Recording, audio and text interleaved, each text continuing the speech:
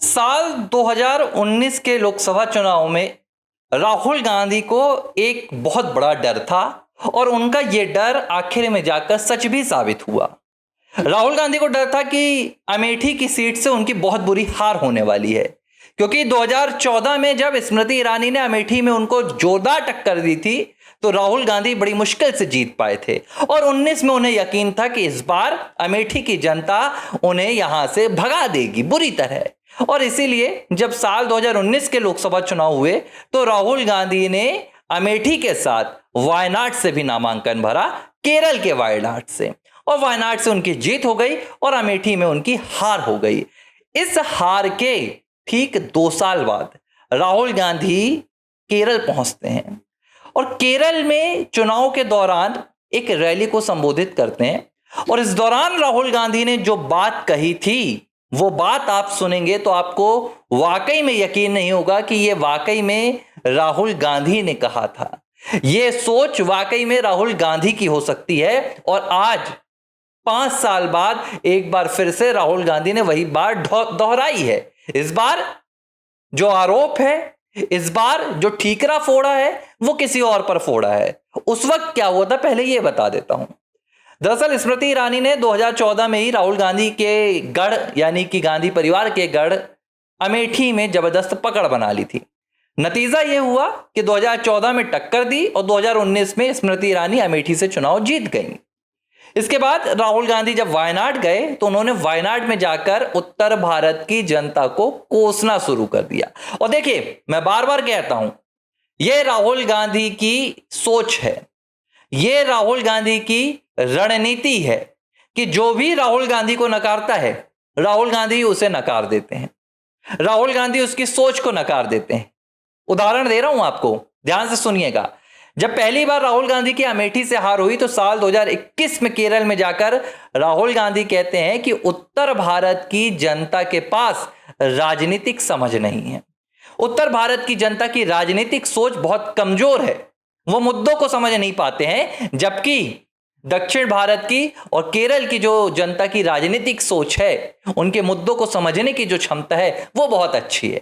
और यह बयान राहुल गांधी का सीधे निशाना था अमेठी की हार को लेकर, क्योंकि उत्तर भारत में उनको नकार दिया गया था।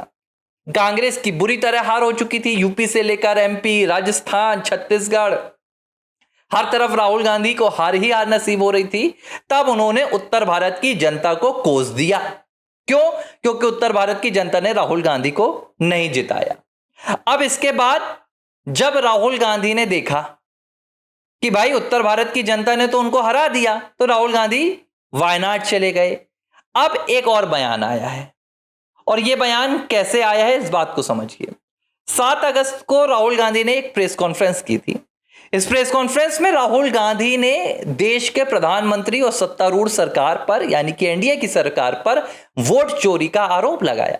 राहुल गांधी को लगा कि भाई मजा आ गया। वो कहते हैं ना, एक मीम आता है सोशल मीडिया पर, मजा आ जाएगा, वोट चोरी का आरोप लगाएंगे, देश की जनता उनके साथ आ जाएगी, जो उनके सोशल मीडिया पर इतने बड़े फॉलोवर्स हैं वो कब इस्तेमाल होंगे, वो अब इस्तेमाल होंगे।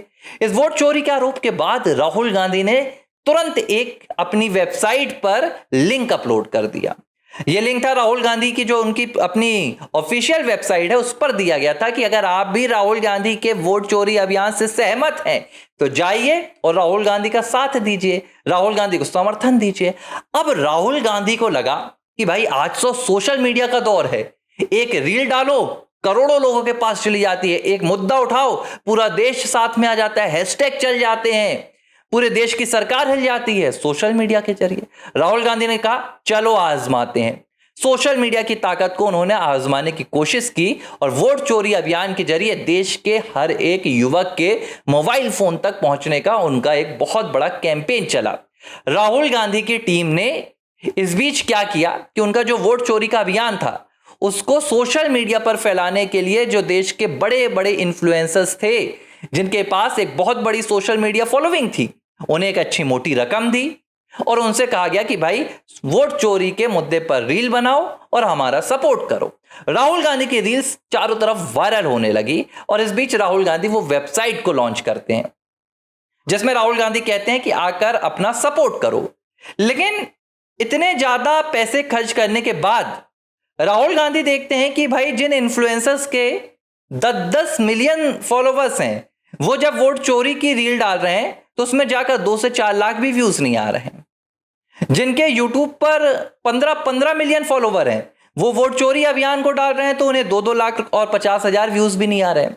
राहुल गांधी को यह बात समझ में नहीं आई, जबकि राहुल गांधी ने खुद अपने पूरे सोशल मीडिया पर यह अभियान चलाया, वेबसाइट लॉन्च की, कहा कि आप वोट चोरी पर साथ आइए, वोट दीजिए। और आपको जानकर बड़ी हैरानी होगी कि राहुल गांधी की वेबसाइट पर अब तक मात्र 28 लाख लोगों ने उनके वोट चोरी का समर्थन किया है। मात्र 28 लाख, एक लोकसभा की सीट भी नहीं पूरी हो रही है, और इल्जाम राहुल गांधी 543 लोकसभा सीटों पर लगा रहे हैं।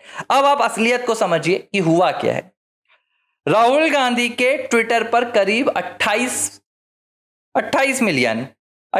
मिलियन उनके ट्विटर पर फॉलोवर हैं। इंस्टाग्राम पर करीब 12 मिलियन फॉलोवर हैं और करीब 9 पॉइंट कुछ यानी कि करीब 10 मिलियन फॉलोवर उनके यूट्यूब पर हैं।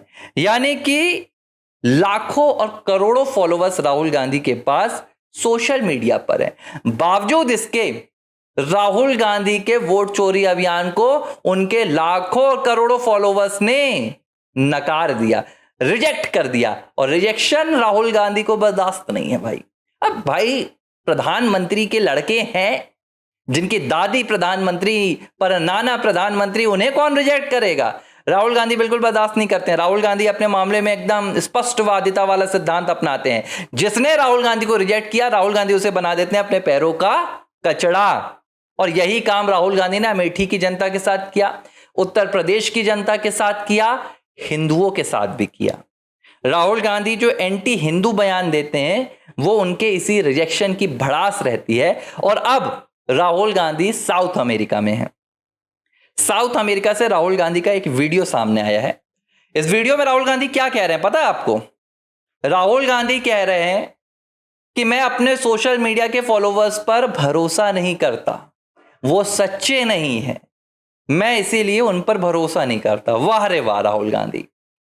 पहले आपने उत्तर भारत की जनता को नकारा, फिर आपने अपने ही कांग्रेस के लोगों को नकार दिया जो आपका समर्थन नहीं करते हैं। अब आपके वोट चोरी अभियान पर आपके सोशल मीडिया के फॉलोवर्स ने साथ नहीं दिया तो आपने उनको भी नकार दिया। मतलब जो लोग पिछले 10 से 12 सालों से राहुल गांधी को फॉलो करके रख रहे थे, अगर राहुल गांधी के एंटी इंडियन कैंपेन में उन्होंने साथ नहीं दिया तो राहुल गांधी ने कह दिया मेरे फॉलोवर्स ही झूठे हैं। मतलब सच्चा सिर्फ एक व्यक्ति है, वो है राहुल गांधी। और इसीलिए मैं आपको कहता हूं कि आज राहुल गांधी की पार्टी कांग्रेस की 99 से 100 सीटें हैं, 3 राज्यों में सरकार है। जिस दिन राहुल गांधी की पार्टी की लोकसभा में 0 सीट हो जाएंगी, जिस दिन उनकी 3 राज्यों से सरकार भी चली जाएगी, उस दिन राहुल गांधी कहेंगे कि मैं भारत के लोगों पर भरोसा नहीं करता, भारत के लोगों को मैं रिजेक्ट करता हूं। और कहीं इटली में बैठेंगे, यूरोप में बैठेंगे या अमेरिका में बैठकर एक दिन वो भारतवासियों को भी गाली दे देंगे। ये मेरा दावा है, क्योंकि ये हरकत राहुल गांधी लगातार कर रहे हैं। और ये मुझे लगता है कि 2029 तक का आपको इंतजार करना होगा। 29 में नतीजा अगर राहुल गांधी के पक्ष में नहीं आया तो भाई साहब तैयार रहिए अपने आप को गाली खिलवाने के लिए। नहीं तो अभी भी वक्त आ गया है, छोड़िए साथ और पकड़िए किसी राष्ट्रवादी पार्टी का हाथ, कोई भी हो, मैं नहीं कहूंगा, जिससे आपको लगता है कि ये देश के लिए आपको प्रॉफिट हो या ना हो। या देखो, आप ये मत देखो कि मुझे डायरेक्ट क्या बेनिफिट मिल रहा है। डायरेक्ट बेनिफिट तो मुझे भी सरकार से कुछ नहीं मिल रहा है, लेकिन मैं भरोसा करता हूं। कई बार मुझे लगता है कि यार सरहद में जिस दिन पाकिस्तान से हजारों ड्रोन आए थे तो इस देश की सरकार ने जो हमारी आर्मी को इक्विपमेंट्स दिए थे, लड़ने के हथियार दिए थे, उन्हीं ने रोका था ना। तो मुझे तो लगता है कि भाई देश की सीमा मेरी सुरक्षित है, इनके हाथ में पता नहीं क्या होगा। इसलिए सोचो, समझो और राष्ट्र के हित में फैसले करो।